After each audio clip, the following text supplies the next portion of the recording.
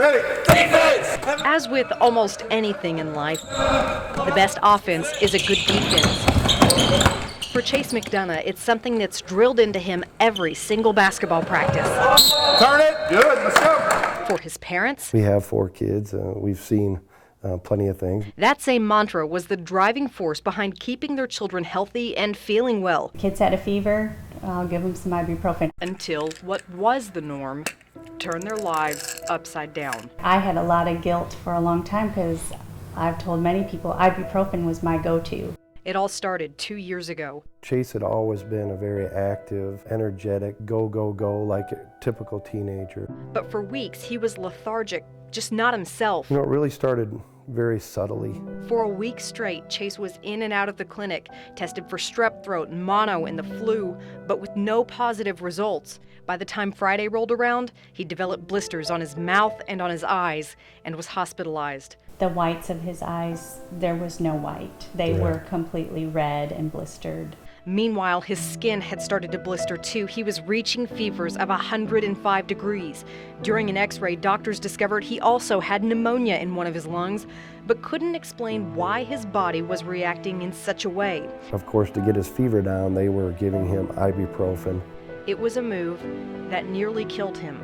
Chase was progressively getting worse at a very quick rate. By Saturday, the decision was made to transport Chase to Arkansas Children's Hospital, and it's lucky they did. That's really how we met, unfortunately. Within minutes of entering ACH, Dr. Jake Lee saw Chase for the first time and immediately diagnosed him with Stevens-Johnson syndrome, what he calls a rare overreaction of the immune system, something that family and doctors had unknowingly been fueling for weeks. He had pneumonia, his immune system got down, and the ibuprofen triggered it. Motrin is one of the more common causes. It's not the most common. I wish I could say there was a way to prevent it, but there's simply not. There's also no way to cure it. Worst of all, what Chase was presenting outwardly, it's basically a second-degree burn, was also happening to his mucosal membrane. the airway, the mouth, the lips, his tongue, the eyes.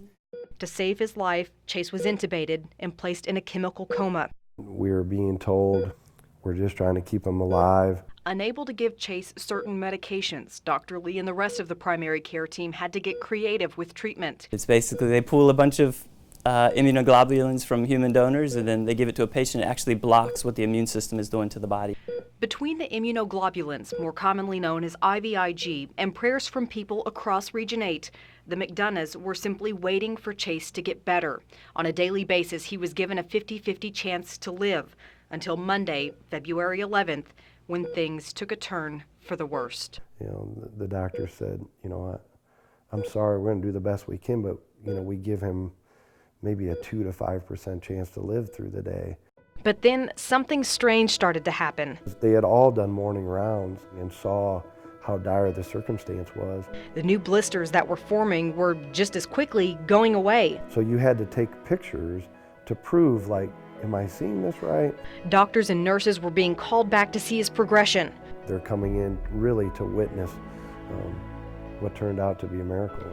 And after weeks of only knowing him as comatose and covered in bandages and blisters, one of the people most happy to see Chase make this comeback was Dr. Lee. His parents brought him back. It was pretty amazing. And they said, Chase, this is Dr. Lee. This is the man that saved your life. And you'll never forget something like that.